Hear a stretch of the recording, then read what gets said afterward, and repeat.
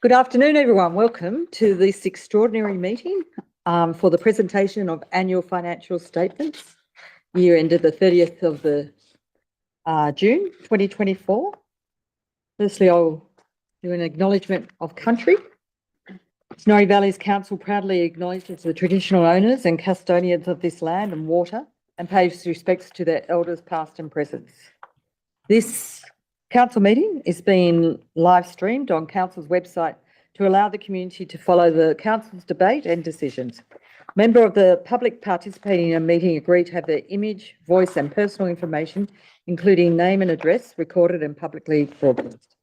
Snowy Valleys Council does not accept liability for any defamatory remarks or inappropriate comments that are made during the course of the meeting. Any part of the meeting that is held in closed session will not be streamed. Ethical obligations. Councillors are reminded of the oath and affirmation of office they made under section 233A of the Local Government Act 1993 and the obligation of the council's code of conduct to disclose and appropriately manage conflict of interest. Please ensure that all mobile phones and other electronic devices are turned off and are in silent mode for the duration of the meeting, and no recording of voice or images is permitted. In the event of an emergency, please evacuate the building, use the nearest exit, follow the instructions given by the wardens, do not use the lift. If participating in the meeting from an alternate venue, please enact the evacuation plan for that location if required. So welcome everyone. So we'll go straight to the first and one and only item on the agenda, which is 4.1, the presentation. Oh, first, I beg your pardon. First of all, so we better take on apologies. Are there any apologies? I think we do have one from Michael Inglis. Absence. Would I have any, no, there's no need for any other apologies. Do we have a mover? Is it an apology or a leave of absence? Well, he's advised that he was able to attend the meeting, so I'd assume it's an apology, and perhaps someone would move that leave of absence be granted. Moved by David Sheldon. Seconded by Councillor Larter. All in favour? Unanimous. And declarations of pecuniary interests. Do we have any? Now we can get started. I was a bit excited, wasn't it? Okay, 4.1. We have 4 recommendations there. Would I have a mover for this? Thank you, Councillor Packard. And seconded by Councillor Tyson. Councillor Packard, would you like to speak? Well, just briefly, I'll just say that the ARIC met yesterday, and really the only point of interest that came out of it was the qualification in the auditor's report, and that is around, it's around the rural fire sheds of all things, is that they're assets which council own, but there's probably a disagreement in accounting terms between council and the auditor and the accounting standards as to whether we need to recognise them on our balance sheet. If we recognise them on our balance sheet, we then depreciate them, put the money aside to replace them, but when they come up for replacement, we're not liable for replacing them. So we're actually making an allowance for something that we don't have a growing contingent liability for. So council's point of view is that we probably shouldn't have them on the balance sheet because we don't need to treat them that way, whereas the auditor seemed to feel that they probably should be on the balance sheet. And I guess there was an agreement to disagree, and so there was a qualification put in the audit. It's about $4 million, the value of them. So it's a significant amount, but not a material amount against it. $850 $1 million. Yeah, $1 million. And given that the liability actually isn't one which is ever going to crystallise and be realised, it's a point that probably I was comfortable enough being left as something to be debated, and potentially government thinking may change and remove them from. I don't know if Steve wants to say anything. Yeah, look, I'm happy to just add a couple of things there before I take a couple of questions. So look, look, the audit office position on this has softened quite a bit, and look, obviously, I think they're quite happy for the Red Fleet not to be on council's books these days. But in relation to the brigade stations, certainly there is a lot of councils that traditionally have had them on their asset register, and some have chosen to take them off their asset register. But then what they've done is a body, which we haven't done, they've done a body of work to ascertain exactly where they are, what they comprise of, and how much they're worth, to then make the argument about immateriality. So unfortunately, that's a body of work that we haven't done at this time. But as I said to the auditor and to the ARIC committee yesterday, that's a body of work that I would be hoping that we do over the next 6 months. And when the interim audit occurs, at some time in mid 2025, early 2025, that we present a paper to them that hopefully they would agree that they're immaterial. And if that's fine, then their non-recognition is fine. If they believe at that point in time they are material, well, then to remove the qualification, then we'd have to put them into our accounts. That's basically it. So, David. Yes, I just want some clarification on that, because I might have, actually because of pecuniary interests, might run into a bit of problem about the rural fire sheds that you're talking about. May I ask what locations? All. All of them. Because we've contributed to our local rural fire shed when they went round asking for money. Yeah. Look, So is that? look, personally, I'm a member of the Royal Fire Service. yeah, that's As I right. am. Yeah.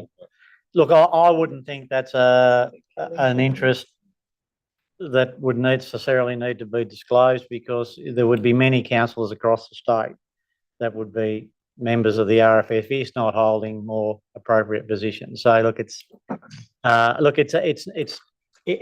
a non-cash issue, if you like, because they're there. It's a little bit tricky in that, I guess it's always been the understanding that when a brigade station's built, generally speaking, the land is acquired by council and paid for, but the brigade station is actually paid for through the Rural Firefighting Fund or local donations or whatever else to, put the toilet in or do whatever they've got to do. So that's why traditionally a lot of councils have actually had them on their accounts. But I wouldn't think it's something that needs to be disclosed. Councillor Works? Yeah, I guess my question with the RFS sheds might be important to have these issues figured out before we have potentially a hangar out at the airport and the new RFS building in the future. Having these sheds and RFS buildings on the books, we may not be paying for them, but if we're putting depreciation aside every year, it becomes, money that you can't spend, for one. And two, is there a way that you could potentially write because I can see the point to have the assets on the book, because therefore you're keeping a check on how the condition of the building is, and therefore maybe the RFS is doing that too. But if it wasn't council's responsibility, who's going to either just keep an eye on the maintenance and that sort of thing? But is there a way to depreciate off the books straight away? No. So that it's like a... No. So look, I guess we need to be clear about depreciation, because in the main, councils don't necessarily put that depreciation aside for a rainy day.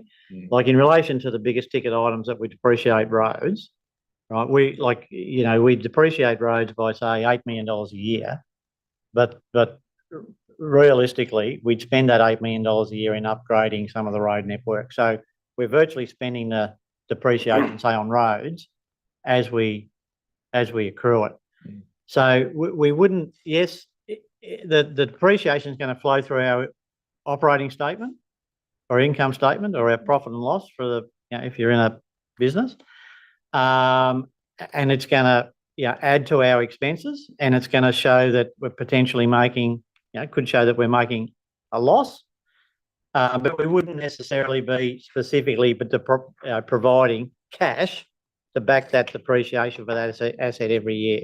would there be a note on the accounts then? Well, I guess that's something that which we discussed yesterday as to whether we could have a look at that, because what you're saying in relation to the fire control centre, the same thing applies. Yeah. The hangar's a little bit different because I think the ownership of the hangar is yet to be, in my mind, is yet to be clarified. The fire control centre is much the same as the brigade stations in that, yes, it's say a $10 million building that's going to be out there. And, you know, if it's getting depreciated by 2% every year, then that number is going to flow through our statements. But the point that Hugh's getting to is that when that building reaches the end of its useful life or needs major capital improvements, council's not going to necessarily have to fund those because they'll be funded through the Rural Fire Service Firefighting Fund. So that's the tricky bit. But in relation to what you can do, it's got to be in accordance with the standards and the local government code of accounting practice. And the standards would say we've got to depreciate it over its useful life. Madam Mayor, can I move that we go into committee so we can have a fairly open discussion on? Moved by councillor Thompson. Do I have a seconder? Councillor Hayes. Thank you. All in favour? Unanimous. So just continuing, the reason I brought it up was that was the only thing that the auditor had any concerns about or qualifications on the financial statements, and that the rest of the members of the ARIC committee. Yeah. Other than I think, no, I think that was the only thing really. Yeah. They didn't. So can I seek a clarification?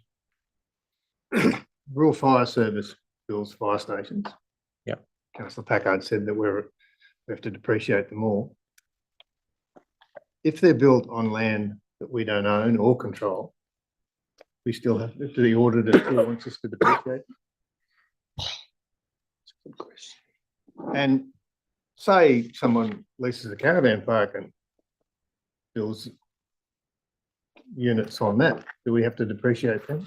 No, not if we don't own them. No. But the way that the Rural Fire... We don't own these either, and we don't even own the land on some of them. Well, in most cases, we probably do own the land. In most cases. Most cases. I'm not saying all cases, but in most cases. And even in the short time that I've been here, we have acquired a couple of parcels of land to build fire stations on. So, look, I think it's an interesting question you raise about if we don't own the land.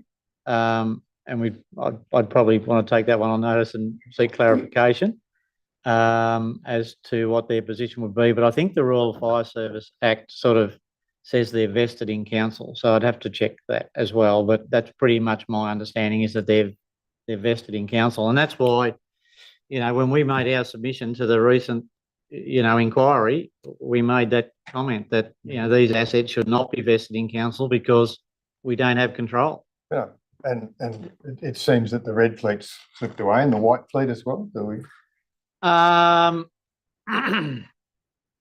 No, I'm not sure the white fleet slipped away yet, but even with the order yesterday, the auditor was trying to say, well, we do have control of the sheds. And I'm saying, well, we don't. We don't have keys to the sheds.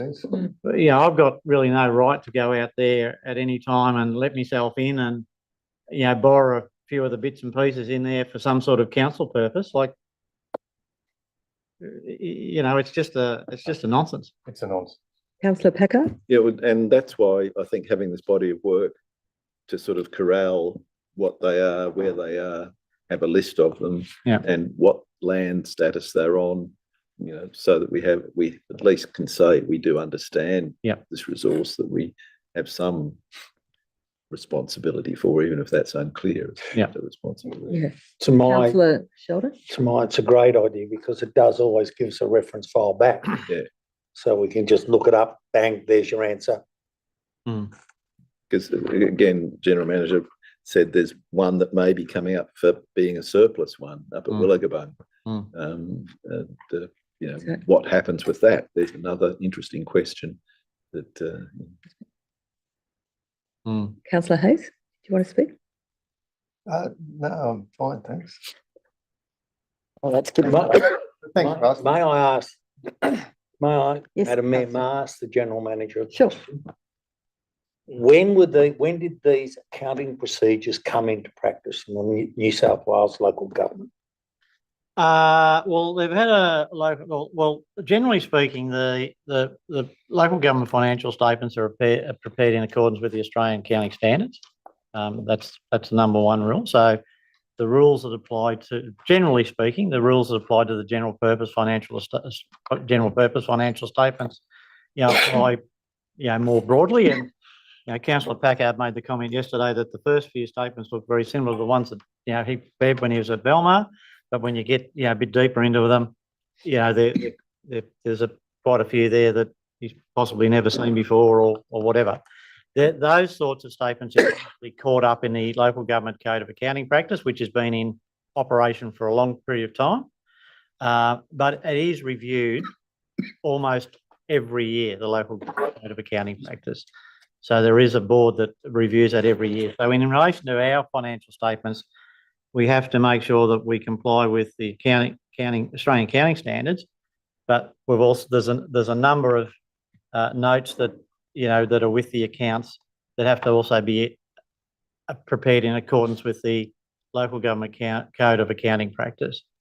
Yeah, which is on their website. Anyone can look it up and have a look at it. Councillor Larder. Well, there seems to be a couple of issues here. I mean, I don't disagree with trying to divest ourselves of the responsibility of it. I mean, because ultimately the RFS should be responsible for their own situation. But I mean, it seems to me that there's always been a lack of ability to communicate to the community that even though it is depreciable, in my experience, we've never had to put our hand in our pocket for anything. The RFS are always front and centre when it comes to doing this stuff. Correct. So, I mean, really and truly, I mean, it's just something that's written on paper that somebody's getting their knickers in and not over. I mean, who cares? Yeah. Really? I mean, the only problem that I have with it is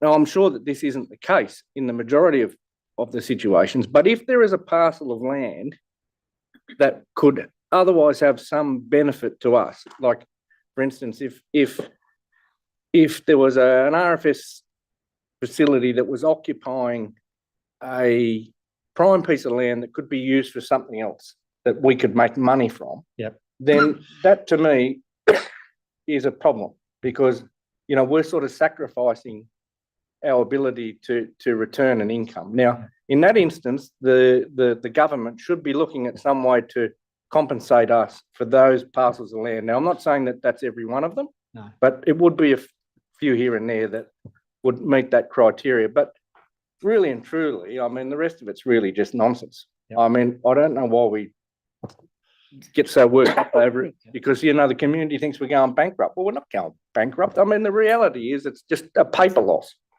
Councillor Hardwick. Is this discussion going to really change any of the recommendations that us councillors give or vote upon, as it's obviously due today to the Office of Local Government? And I know that we're getting some clarity here, but is anything going to really change in what council need and are required in this particular meeting? No. No. Okay. You're trying to wind us up. No. Yeah. Sorry. Hey, are you on a timeline, councillor? I want to know. Yeah.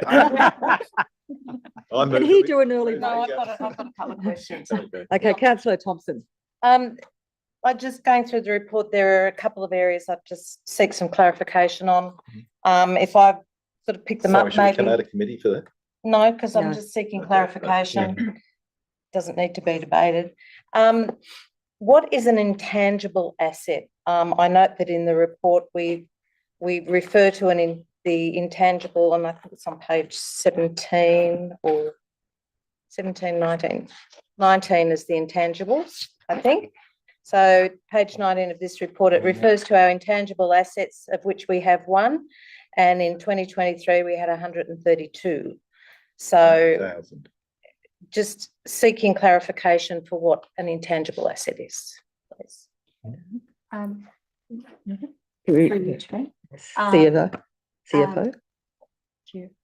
So that intangible asset is the accounting system that we have in place. So the tech one, majority of that is the answer.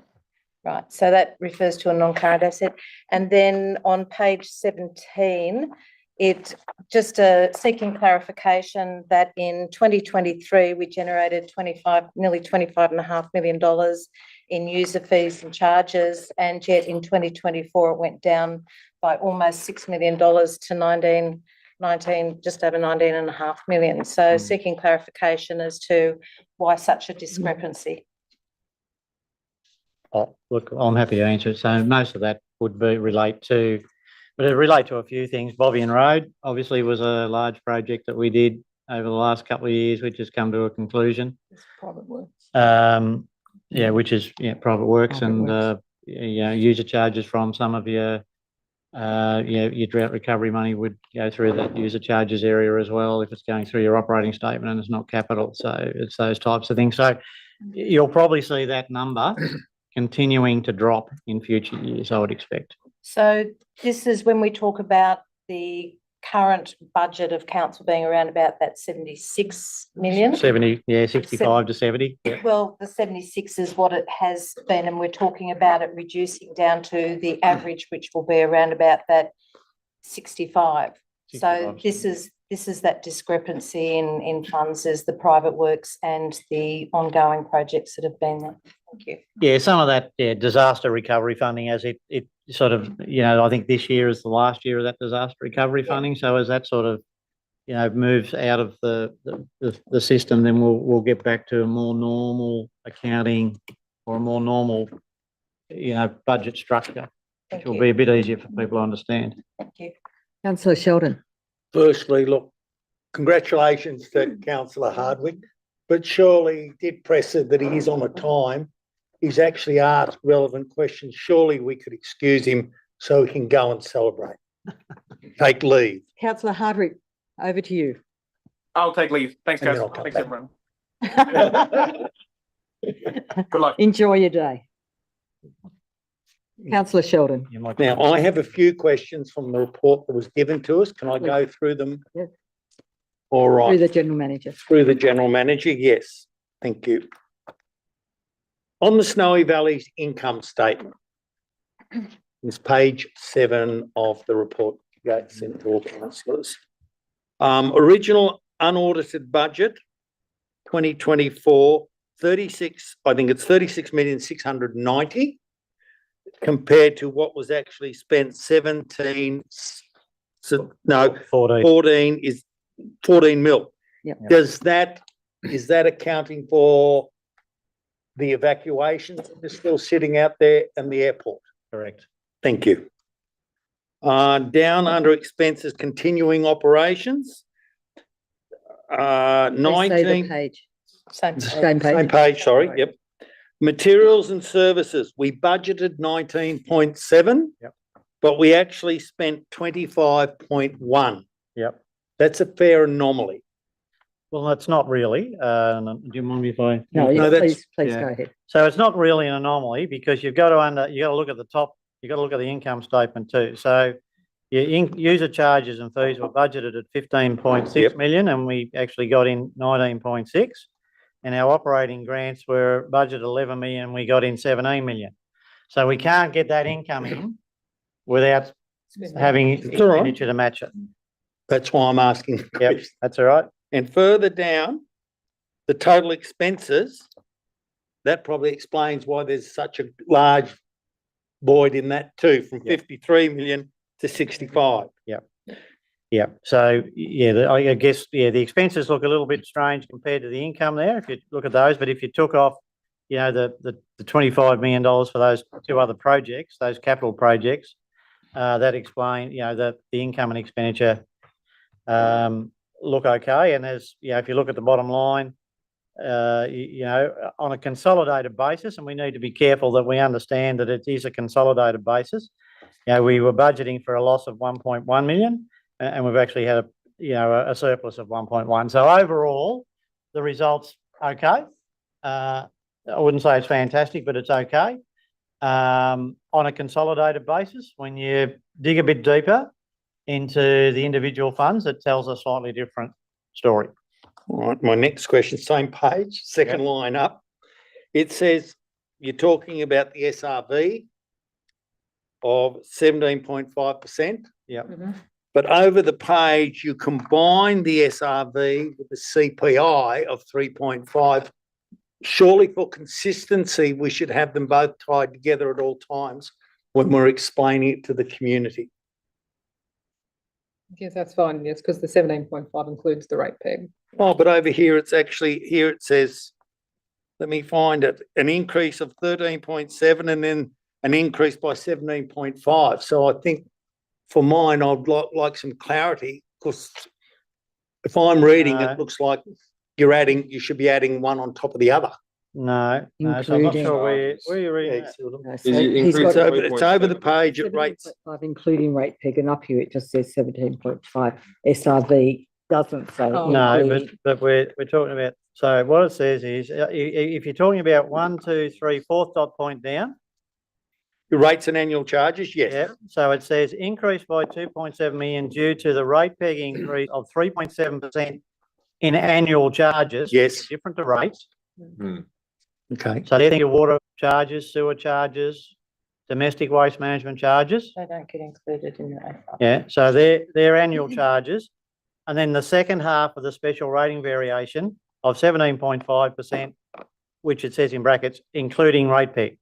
But for mine and probably most of the people out there, and Astra's saying exactly that, explaining that, so they can righto. actually understand it. No, I well, take that on board. Absolutely. Thank you. And what is the rate peg from this year? So the rate peg for this year was 5%. And next year, no, it's a bit lower, I think 4.3. It's pretty close 4.3, to I 5. think. Yeah, 4.3. Okay. My last, Can I No, just, no, no, you're here to ask questions, yes? can I just, the other thing that I think councillor Sheldon has raised, which a lot of people probably don't understand, is that the special rate variation does not relate to the fees and charges and access charges of your rates. It only relates to the general rate. And I think a lot of people get very confused with that. They apply it to their whole, Rate bill. Yeah, Rate rate bill. Yeah. but it's Thank you. only a general rate. now on the my last question is on page 9, we talk about comprise cash and investments totaling 54.81 million. And then next 2 paragraphs down, we talk about council's internally restricted cash of 10.6. Yep. Then the next paragraph down, we talk about restricted investments totaling 39.7. Yep. They actually add up to 50.32 million, but yet we've got 54 in the cash and investments totaling. Does that leave us with cash at hand 4.9, 4.49? sorry. 4.4. Yeah, that's correct, councillor Sheldon. The only rider I'd put on that is, and look, obviously, you know, that's a better position that we're in at the end of June this year than the end of June last year for a few reasons, but we still need to be mindful of the fact that included in that cash is $6.5 million of the prepaid financial assistance grant, which we still haven't got the ability at this point in time to internally restrict. There would be a lot of councils across the state that would restrict that as at the 30th of June, that 6.5 million. We can't restrict it because if we did, we'd have negative cash, and you can't have negative unrestricted cash. So there's no compulsion for us to restrict it, but to make it easier for the reader to understand, a bit like your previous comments, to make it easier for the reader to understand, it would be good if we could restrict it, and then it would be clear exactly how much available cash that we've got. Thank you. And that gives us our deficit. Well, that doesn't necessarily, it's a different, the deficit's a different number again, but it just means that we've still got a bit of work to do. Yeah. Thank you.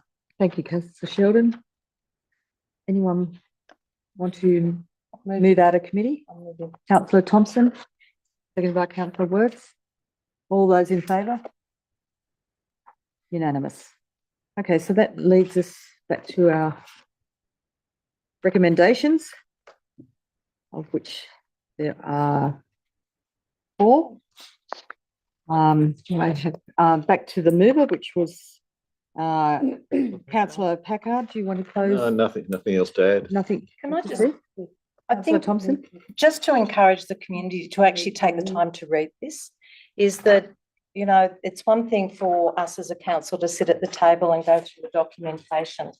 But if the community is genuinely interested in how the finances are working, I'd really encourage people to go through it and to actually pick up the phone or send an email and make inquiries of staff, because, you know, local government accounting is different to any other form of accounting.